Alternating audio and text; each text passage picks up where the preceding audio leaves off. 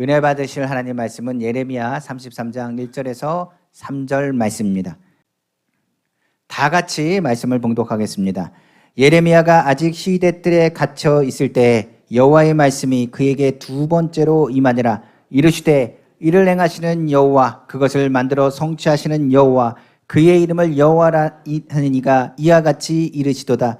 너는 내게 부르짖으라. 내가 내게 응답하겠고 내가 알지 못하는 크고 은밀한 일을 내게 보이리라. 아멘. 저는 오늘 여러분과 함께 예레미야 33장 1절에서 3절 말씀을 가지고 이를 행하시고 성취하시는 여호와라는 제목의 말씀으로 은혜 나누고자 합니다. 때는 주전 587년입니다. 예루살렘이 무너지기 전 바로 그쯤에 바로 예레미야라는 선지자가 등장했습니다.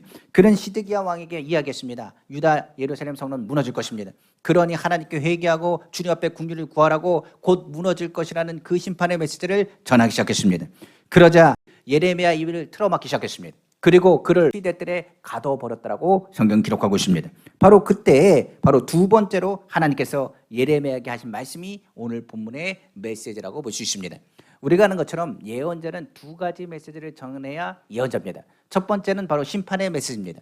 하나님의 말씀과 하나님의 경고에 대한 메시지를 전하는 것이 예언자의 사명이라고 볼 수 있습니다. 그러나 예언자가 심판만 전한다고 예언자나요? 아닙니다. 예언자가 또 하나의 전해야 되는 메시지가 있는데 그 메시지가 바로 희망의 메시지라고 볼 수 있습니다. 그래서 첫 번째 예레미야에게 임한 것은 심판의 메시지일지 모르겠지만 두 번째 메시지는 우리가 아는 것처럼 희망의 메시지라고 이야기하고 있습니다. 그래서 성경은 말합니다. 죄악에 대해서 예루살렘은 무너질 것이라.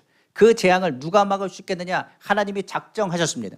죄악이 이미 간영한 그 나라, 그 예루살렘은 무너질 것이라. 그러나 하나님은 이스라엘을 택하시고 이스라엘을 사랑하셨습니다. 그렇기 때문에 예언자를 통해서 말합니다. 이 나라는 무너지고 예루살렘 성적은 무너질지 모르나 하나님께서 일하시고 하나님께서 역사하신다는 것을 예레미야에게 친히 보이셨다라고 성경은 말하고 있는 것입니다.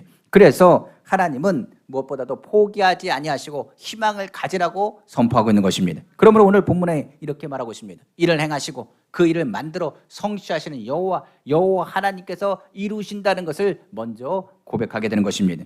예레미야는 종결부에 해당된 33장, 이 33장은 그렇기 때문에 심판의 메시지가 아닙니다. 이것은 회복의 메시지입니다. 예레미야가 예루살렘이 무너질 것에 대한 심판의 메시지를 전했지만은 무엇보다 하나님께서 말씀하시는 것은 심판이 목적이 아니라 회복이 목적이고 그들로 하여금 다시금 나라가 회복될 것이라는 것의 희망의 메시지를 예레미야 입속에서 주었기 때문에 그렇습니다. 그러므로 유다는 지금 무너집니다. 이제 곧 무너질 때가 가깝습니다. 그러나 하나님의 주관적인 역사와 창조자 하나님의 개입하심 그리고 희망이 되신다는 것을 예레미야를 통해서 보여주신 것입니다. 그러므로 우리는 하나님의 말씀을 통하여 예레미야가 어떤 말씀을 받았는지를 확인해 봐야 됩니다. 예레미야는 심판의 메시지를 전했지만 부르짖으라 내가 알지 못하는 크고 은밀한 일을 보일 것이라 반드시 그 성을 치료할 것이고 유다는 다시 그 땅으로 돌아오게 될 것이라는 메시지를 전하고 있는 것입니다. 멸망하는 그런 상황에서 하나님은 그들의 죄를 용서하실 것이며 그들을 다시금 회복하실 것을 강조하여 선포하고 있는 것입니다. 바로 예레미야 33장 바로 8절에서 9절입니다. 내가 그들을 내게 범한 그 모든 죄악에서 정하게 하며 그들이 내게 범하여 행한 모든 죄악을 사할 것이라. 이 성읍이 세계 열방 앞에서 나의 기쁜 이름이 될 것이며 찬송과 영광이 될 것이요 그들은 내가 이 백성에게 베푼 모든 복을 들을 것이요 내가 이 성읍에 베푼 모든 복과 모든 평안으로 말미암아 두려워하며 떨리라. 성경은 말하고 있는 것입니다. 그렇기 때문에 심판의 메시지만 전한 게 아닙니다. 이 나라의 예루살렘은 무너질 거지만 하나님께서 이 성을 다시 회복할 것이고 그리고 이스라엘 남유다는 다시 회복하여 예루살렘을 통하여 다시 복귀하게 될 것이라. 그리고 더 나아가서 그들이 하나님을 찬양할 것이고 그들의 용서는 용서받을 것이며 하나님께서 그 성을 다시 한번 재건하게 할 것이라. 그리고 이를 통하여 하나님께 찬양과 영광을 돌릴 것이며 그리고 더 나아가서 이 찬양과 영광이 이방 많은 나라들을 통하여 하나님의 살아계심을 보게 될 것이라. 그리고 그들도 두려워 떨며 하나님이 하나님 되신 것을 보게 될 것이라고 예언한 것입니다. 그러므로 그렇습니다. 지금 예루살렘 성전은 무너집니다. 나라는 지금 어디로 갈지 모를 정도로 완전히 붕괴되는 상황입니다. 그런데 예레미야의 메시지는 비로소 희망을 선포하고 하나님이 이런 뜻을 이루게 될 것임을 강조하여 선포하고 있는 것입니다. 많은 이들이 이 메시지는 그 당시에는 기억하지 못했습니다. 그러나 그들이 바벨론 포로기로 돌아갔을 때 그들은 비로소 이 말씀을 기억하게 됩니다. 하나님이 이 성을 회복할 것이라. 70년 기한이 차면 다시 우리는 예루살렘으로 돌아갈 것이라. 하나님의 성전을 세울 것이며 하나님의 영광을 돌릴 것이라는 그 메시지를 그들 마음에 품게 된 것입니다. 그래서 성경에 보니 바벨론으로 나라가 붕괴되고 완전히 무너졌음에도 불구하고 그들은 무엇을 놓지 않느냐, 이 말씀을 기억하고 기도하되 이 말씀을 가지고 희망을 가지고 나라가 회복될 것을 바라봤다는 것을 성경은 기록하고 있는 것입니다. 오늘 이런 메시지는 우리에게 지금 필요합니다. 예레미야에게만 필요한 것이 아니라 오늘 주님이 우리에게 주신 메시지를 통하여 예레미야가 우리에게 전하는 희망의 메시지를 오늘 들어야 되는 것입니다. 그러므로 오늘 메시지 통해서 하나님께서 이 나라와 이 민족 무관하지 않습니다. 지금 이 나라는 완전히 붕괴되고 경제적이나 정치적이나 모든 상황에서 불안한 가운데 있지만은 이와 같은 때 하나님께서 뭐 하시느냐, 우리에게 희망의 메시지를 예레미야에게 주셨던 것처럼 우리에게도 주시고 계시기 때문입니다. 그래서 오늘 메시지를 통해서 하나님이 주시는 희망의 메시지가 무엇인지, 그리고 예레미야가 주는 메시지를 통해서 우리의 삶 가운데 하나님이 요구하시는 것이 무엇인지를 듣는 귀한 시간 되기를 다시 한번 주님의 이름으로 축원합니다. 첫 번째로 예레미야가 주는 메시지는 다른 것이 아닙니다. 바로 하나님은 누구신가에 대한 메시지입니다. 우리가 나처럼 예레미야가 고난 중에 있습니다. 지금 시대들에 갇혔습니다. 고통 가운데 있습니다. 하나님의 말씀을 그들은 듣지 않습니다. 그들은 타락할 대로 타락했습니다. 경고의 메시지를 들으려고 하지 않습니다. 회개하려고 하지 않습니다. 그가 그런 와중에도 괴로운 가운데도 하나님의 말씀을 전했지만은 오히려 그를 괴롭히고 힘들게 합니다. 아프게 합니다. 그리고 그는 입도 막아 그 시대들에 갇혀 있습니다. 예레미야의 같은 상황이라고 한다면 절망일 것입니다. 낙심할 수밖에 없는 상황일 것입니다. 그런데 이때에 하나님께서 두 번째로 예레미야에게 말씀하신 것처럼 그들에게 뭐라고 말하냐, 희망의 메시지를 전해주고 있는 것입니다.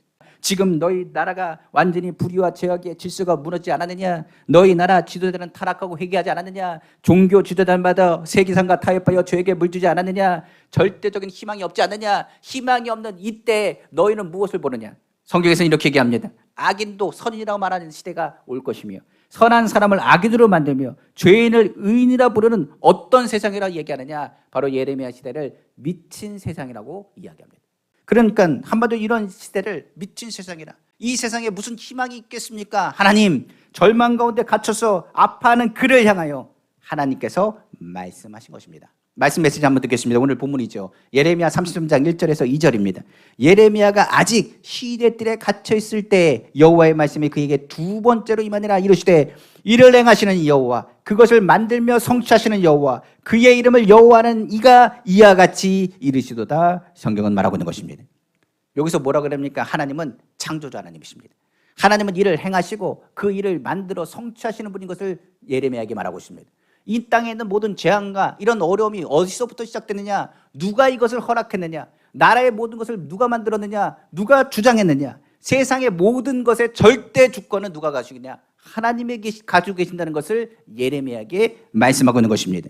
우리에게도 핍박이 다가올 때가 있습니다. 절망할 때가 있습니다. 내 마음대로 내 뜻대로 이루어지지 않을 때가 있습니다. 그럴 때 하나님께서 우리에게 말씀하십니다. 이 모든 일을 행하시는 것이 누구시냐, 그리고 그 일을 만들어 성취하는 분이 누구시냐, 너희가 창조의 때에 너희가 있었느냐, 하나님께서 모든 것을 운행하시고 계획하시는 것을 알지 못하느냐라고 하나님께서 말씀하신 것입니다. 주 예수 그리스도를 믿는 사람, 핍박을 겪을 때 우리는 하나님을 찾아야 됩니다. 출애굽할 때 성경은 기록하고 있습니다. 출애굽하기 전 이스라엘의 부르짖음이 하나님의 귀에 들렸다고 말합니다. 그의 부르짖는 소리를 들으시고 하나님께서 어떻게 하시냐, 이스라엘을 건지시기로 작정하셔서 모세를 세워 이스라엘을 건져 나가신 것입니다.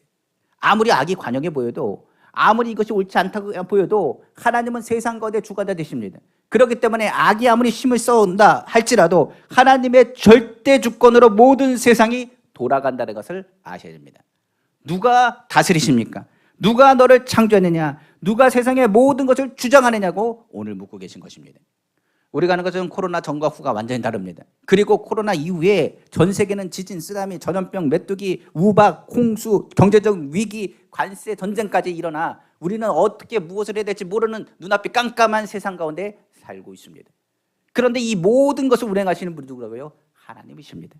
성경에 말합니다. 아무리 최강대국이라 할지라도 재앙이 다가올 때 그들이 막을 수 있더냐? 못 막습니다. 재앙이 다가올 때 큰 나라가 막습니까? 못 막습니다. 위기가 다가올 때 그 위기를 막을 수 있습니까? 못 막습니다. 이것을 막고 모든 것을 회복하실 수 있는 유일한 희망이 되시는 분이 누구라고요? 바로 하나님인 것을 알아야 되는 것입니다. 심판을 이루시는 분도 하나님이시지만 회복해 하시는 분도 하나님이신 것입니다. 그러므로 오늘 성령께서 우리 마음 가운데 이야기하십니다.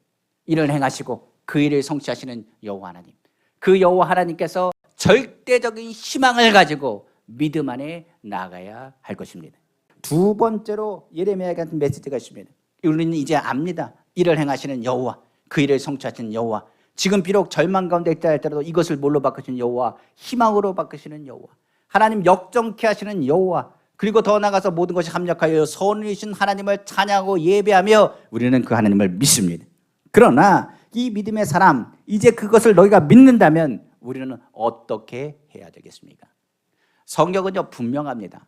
복잡하지 않습니다. 많은 사람들이 성경 보면서 얘기합니다. 목사님 너무 어렵습니다. 얘기하는 사람이 있습니다. 어렵지 않습니다. 성경의 메시지는 분명합니다. 구원은 예수 그리스도라고 말하고 있습니다. 그리고 더 나아가서 오늘 본문에도 얘기합니다. 이를 행하시는 여호와, 그 일을 성취하시는 여호와, 그 여호와라는 이름 하시는 그분이 이와 같이 우리에게 말씀하신다고 말합니다. 뭐라고 말합니까? 어떻게 해야 됩니까? 주님, 이와 같을 때 어떻게 해야 됩니까? 이를 성취하고 이를 행하시는 그 여호와 하나님, 그 하나님을 바라보면서 너희는 뭐 할 것을 말하고 있느냐? 부르짖으라고 성경은 말하고 있는 것입니다.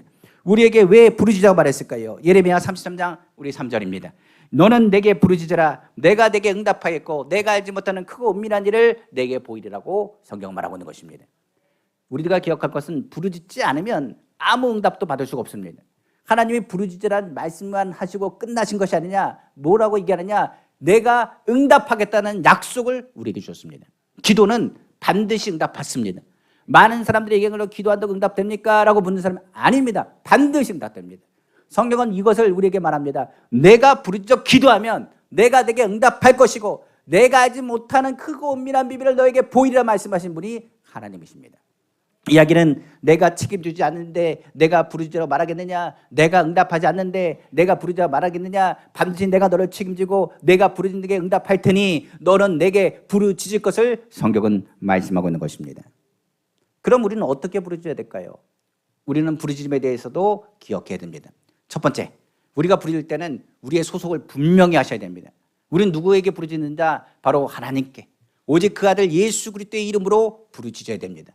주의 이름으로 부르짖는 구원 얻는다고 했습니다. 성경에 말한 것처럼 모든 것이 하나님 것을 인정하고 내 일이 아닙니다. 이 풍랑과 어려운 가운데 나를 건지실 분, 문제 해결자신 분은 하나님인 것을 바라보고 오직 주님만을 찾아야 되는 것입니다. 신앙 있는 사람이 응답받지 않는 것은 두 가지 중에 하나입니다. 첫 번째는 자기의 정욕으로 구하기 때문이요. 두 번째는 누구 때문이라 두 마음을 품고 기도하기 때문이라고 성경 말하고 있습니다. 하나님만을 찾아야 되는데 하나님을 찾는 게 아니라 하나님 외에 다른 것으로 문제를 해결하려고 하면 절대적으로 기도의 응답은 없습니다. 기도의 응답은 하나님께 매달리는 것입니다. 우리의 삶의 문제의 근본적인 문제를 해결하실 분은 오직 하나님밖에 없습니다. 죄악의 문제를 우리가 해결할 수 있습니까? 못 해결합니다. 나의 성격에 대한 문제를 해결할 수 있는데 못 해결합니다. 나의 능력이 이 정도밖에 안 되는데 나의 능력이 해결됩니까? 안 됩니다. 주변에 있는 사람이 나를 걱정해 주는 것 같아도 그 사람들이 나의 문제를 해결해 주느냐? 아닙니다. 사람은 상황에 따라 달라집니다. 오히려 나를 배신하거나 배반하거나 상처 주거나 아픔을 줄 수도 있습니다. 그렇기 때문에 성경은 말합니다. 너희의 믿음의 대상을 분명히 하고 그 이름만을 부르짖을 것을 성경은 말하고 있습니다. 그래서 신앙과 기도는 다른 것에 있지 않습니다. 기도라는 건 하나님께만 하는 겁니다. 그의 아들 예수 그리스도의 이름을 부르며 기도하는 것, 오직 하나님께 하는 것이 바로 기도입니다. 다른 이에게 이야기하고 붙는 것은 기도라고 말할 수가 없습니다. 그러니까 우리의 소속은 분명히 하셔야 응답을 받습니다. 베드로가 물에 빠졌습니다. 물에 빠졌을 때 그가 그의 친구들을 불렀습니까? 야고보를 불렀습니까? 요한을 불렀습니까? 배에 탄 사람을 불렀습니까? 아닙니다. 그때 부른 이름이 바로 주의 이름입니다. 주의 이름을 불러야 삽니다. 신앙에 많은 풍랑에 볼 때 난 아무것도 모릅니다. 내가 어떻게 기도할지 모르겠습니다. 그러면 다른 이름 부를 필요 없습니다. 주의 이름만이라도 부르십시오. 주의 이름을 부르면 주님께서 우리의 손을 잡아주시고 다시금 일어날 힘과 희망의 빛을 비춰주심을 믿으시기를 주님의 이름으로 축원합니다. 두 번째는 어떻게 부르셔야 될까요? 회개의 부르짖음이 있어야 되는 것입니다. 우리가 주의 이름을 부르면 주님은 반드시 응답하십니다. 그런데 문제는 주님께 있는 게 아니라 누구에게 있느냐? 우리에게 있습니다. 무슨 얘기냐? 하나님은 말씀하시는데요, 내 귀가 닫혀서 주의 음성을 못 듣는 겁니다. 주님은 지금도 말하고 계십니다.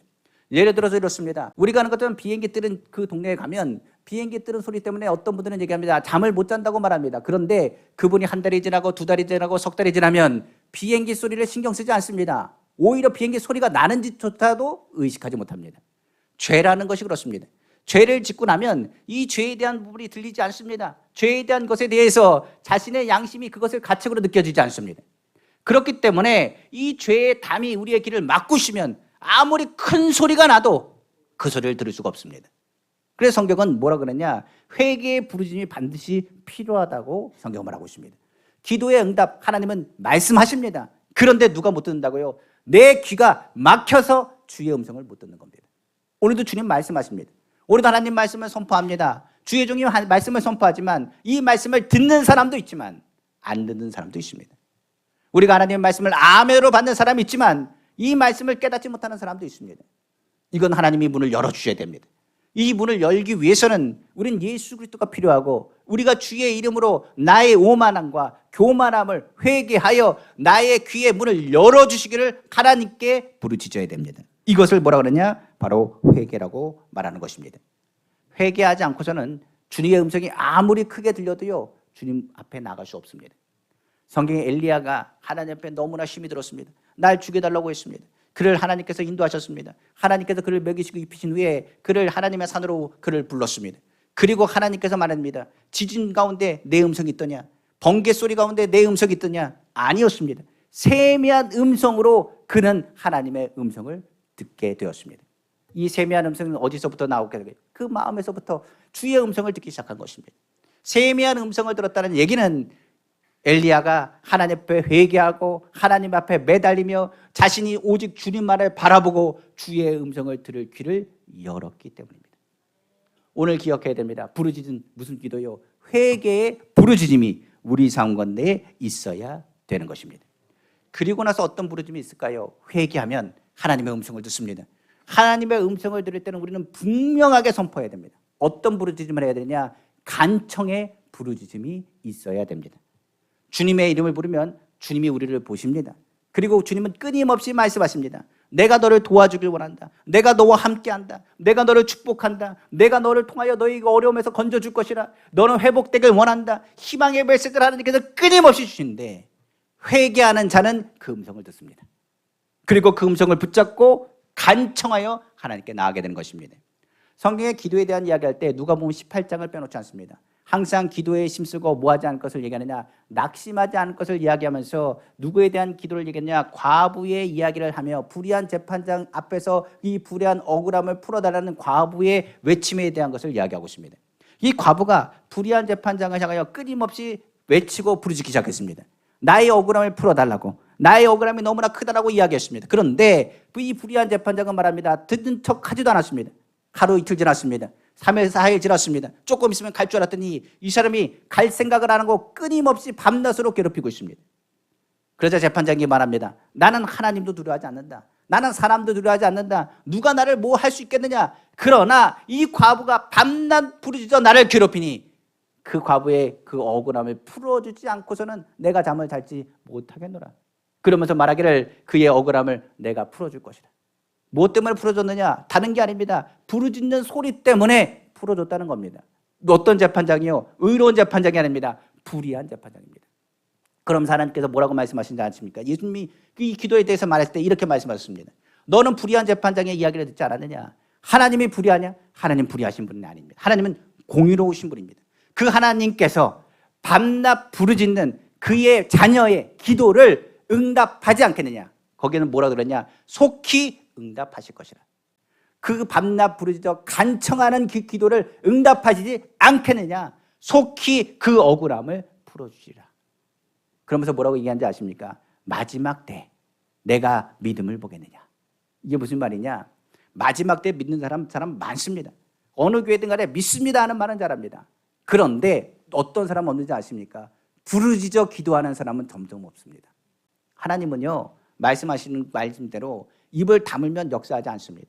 하나님께서 뭐라냐? 간청하라, 부르짖으라. 그럼 내가 응답할 것 아니냐? 부르짖으라. 내가 크고 엄밀한 일을 내게 보일 것 아니겠느냐? 한국 교회도 그렇습니다. 우리의 신앙도 그렇습니다. 침묵하면 하나님 일하지 않습니다. 하나님이 우리의 마음의 소원을 모르시나요? 압니다. 그러나 이 마음의 소원이 마음의 손으로 끝나면 안 되고 입을 열어 주님 앞에 간청하여 이것을 통하여 하나님의 역사가 이루어지기를 간절히 소망합니다. 그래서 성경에서는 이 부르짖는 것이 굉장히 중요합니다. 이 부르짖는 것을 통하여 하나님은 하나님의 일들을 우리 귀한 성도를 향해서 이루신다는 것을 기억하시기를 주님의 이름으로 축원합니다. 그래서 우리가 해야 될 게 뭐라고요? 이 부르짖는 기도가 필요한 것입니다. 그러면 마지막으로 오늘 본문은 얘기합니다. 이렇게 부르짖어 기도하면 하나님께서는 어떻게 역사하시느냐? 우리가 알지 못한 크고 비밀한 일을 우리에게 직접 보이시겠다고 오늘 본문은 약속하고 있는 것입니다. 크고 은밀한 일을 다른 말로 뭐라고 얘기할까요? 바로 기적이라고 말합니다.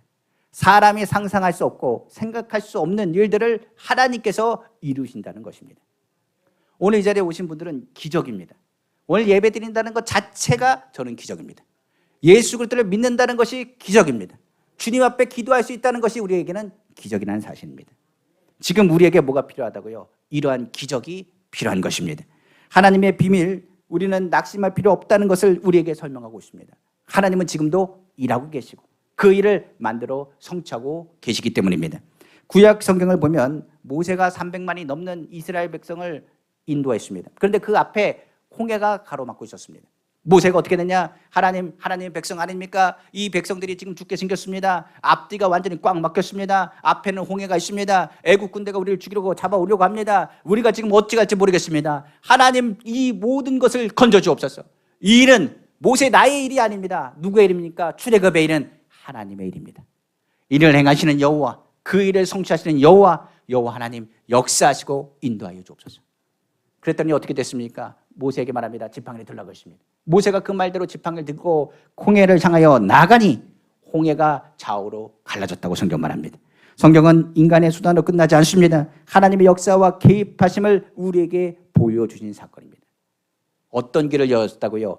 바로 하나님께서 그 홍해 바다 밑에 길을 만든 비밀의 길을 걷게 하신 것입니다. 모세가 이 길을 걸어가며 이스라엘 백성들과 함께 하나님을 찬양하고 예배하기 시작했습니다. 그리고 사흘길을 지났습니다. 그들이 수르광야에 지났을 때 그들이 목이 너무나 말랐습니다. 그들은 그 떼볕과 광야의 길을 걸으며 얼마나 힘이 들었는지 그가 너무나 목이 말라 괴로워하고 아우성치기 시작했습니다. 그들의 탄식 소리에 하나님을 바라보고 하나님 앞에 외치기 시작했습니다. 그들이 마라라는 곳을 지나가기 시작했습니다. 마라라는 그곳에 연못이 하나 있었습니다. 사람들이 뛰어가서 이제 물이 있다라고 가서 먹으려고 했더니 그분은 먹을 수 없는 물이라 물이 썩었고 물이 냄새가 나고 더 나아가서 물이 써서 더 이상 먹을 수가 없었습니다. 그러니까 사람들이 이 물을 보고 더 화가 났습니다. 너무나 힘이 들었습니다. 그때 모세가 또 기도하기 시작했습니다. 하나님, 목마른 자에게 물을 줘야 되지 않겠습니까? 아버지, 이들은 내 자녀가 아닙니다. 하나님 자녀 아닙니까? 하나님께서 일을 하시고 하나님께서 책임져 주셔야지 어찌 내가 이것을 감당할 수 있겠습니까? 하나님 역사해달라고 기도하기 시작했습니다. 하나님이 모세에게 말합니다. 그 못 옆에 뭐가 있느냐? 나무가 있습니다. 그러면 그 나무를 집어넣어서 그 물을 달게 하라고 말했습니다. 성경에 말한 것처럼 모세가 나무가지를 꺾어가지고 그 물에 집어넣었더니 그 물이 달게 되었고 이스라엘 백성들이 그 물을 먹으며 만족하며 기쁘게 하나님을 찬양했다라고 성경은 기록하고 있는 것입니다. 문제는 어떻게 해결됩니까? 우리가 상상할 수 없는 곳에서부터 해결됩니다. 우리가 말하는 것처럼 많은 문제가 우리 가운데 있습니다. 그런데 등잔빛이 어둡다고 문제 해결자 되시는 분은 하나님이신데 하나님께서 지혜를 주시고 하나님께서 남들이 하지 못하는 걸 깨닫게 하시면 그 문제는 오히려 쉽게 해결될 때가 많이 있습니다. 모든 일을 나의 일이 아니라 하나님 일이 되었을 때 하나님은 그 일을 통하여 하나님이 하나님 되심을 우리에게 보여주시기 때문입니다. 오늘날 우리에게도 이런 기적을 베푸시길 원합니다. 이스라엘 백성이 배고플 때 만나 메추라기를 먹이신 주님, 하늘에서 하나님께서 문을 여셔서 그들에게 먹이시고 그들의 신발이 헤어지지 않았으며 그들이 아프지 않았으며 그 광야길을 가는 동안에 하나님의 기적과 은혜를 체험하고 나아갔다는 사실을 우리는 기억해야 되는 것입니다. 인생길을 우리는 뭐라 그러냐? 광야길이라고 말합니다. 이때 하나님의 은혜와 기적이 없으면 믿는 사람은 살 수가 없습니다. 하나님, 우리 가정에 기적을 베풀어 주셔야 될 것 아닙니까? 하나님 아버지, 우리 사업장에 기적을 베풀어 줘야 될 것 아닙니까? 절망하고 낭망된 이 마음 가운데 하나님 기적이 일어나야 되지 않겠습니까? 하나님이 오늘 일하시길 원하십니다. 그 일을 만들어 성취하시길 원하십니다. 누구에게 그 일을 보이시냐? 부르짖고 기도하는 자에게 보여주신 것입니다. 오늘 기도하고 부르짖으면 우리는 누굴 생각하게 하느냐? 바로 예수 그리스도를 생각나게 할 것입니다. 하나님의 계획은 바로 예수 그리스도 안에 있습니다. 너희가 힘이 들고 어렵다 할지라도 예수 그리스도의 십자가에서 주님께서 하시는 음성을 듣게 될 것입니다. 내가 다 이루었다. 하나님께서 저주를 축복으로 바꾸시고 모든 병든 자를 향했습니다. 그가 찔림 우리 허물 때문이요 사감 우리 죄악 때문이다. 징계를 받아 평안을 이루고 채찍에 맞음으로 나아버리보다. 너희에게 희망의 이름을 내가 너에게 주노니 너희가 주의 이름으로 부르짖고 기도하면 내가 듣고 그 기도에 시행할 것을 성경은 말하고 있는 것입니다. 우리 사람의 힘으로 할 수 없는 일이 우리에게 많습니다. 우리가 믿음을 가졌다고 하지만 우리가 너무나 연약하여 넘어질 때가 많이 있습니다. 하나님은 예수 그리스도를 통하여 그 이름을 임마누엘이라 내가 너희와 항상 함께하다고 말씀하시고 너희가 주님과 함께하면 너희 삶 가운데 무엇이 일어날 것이라 기적이 일어날 것을 우리는 성경을 통해서 깨닫게 되는 것입니다. 그러므로 오늘 주의 음성을 다시 듣기 원합니다. 넌 혼자가 아니라 주님이 너와 함께 있으니 주의 이름으로 부르짖으라. 내가 내게 응답할 것이라. 남들이 알지 못하는 것을 깨닫게 할 것이고 남들이 모르는 것을 알게 할 것이고 위기 가운데 승리를 맛보게 될 것이고 주님의 은혜가 내 가운데 거할 것을 성경은 말씀하고 있기 때문입니다. 말씀을 마치겠습니다. 사람이 전망하면 목소리를 높일 수밖에 없습니다. 우리가 아는 것처럼 위기의 순간에 가만히 계시겠습니까? 위기의 순간엔 주의 이름을 불러야 됩니다. 이 나라가 위기라고 많은 사람들이 얘기합니다. 경제적인 것, 정치적인 것뿐만 아니라 전반적인 위기라고도 이야기합니다. 그동안에 우리는 은혜로 살았습니다만 이 위기 가운데 주님이 원하시는 것은 다른 것이 아닙니다. 부르짖어 외치는 소리를 듣기를 원하십니다. 오늘 하나님께서 주님 앞에 부르짖어 기도하면 예수 그리스도의 그 은혜를 기억나게 할 것입니다. 주님은 바로 하나님이 숨겨놓은 비밀이었습니다. 성경의 십자가는 믿지 않는 자에게는 비밀이요 감춰진 것일지 모르겠지만 우리에게는 뭐라? 하나님의 능력이라고 말씀하고 있습니다. 이와 같은 때 예레미야가 하나님께 부르짖어 기도하여 희망의 메시지를 듣고 믿음 안에 승리하여 나아간 것처럼 오늘 우리도 기도하고 주님 앞에 나아가 예수 이름의 희망 안에 한국교회뿐만 아니라 우리의 삶 가운데 승리하시는 우리 성도 다 되기를 다시 한번 주님의 이름으로 축원합니다. 기도하겠습니다.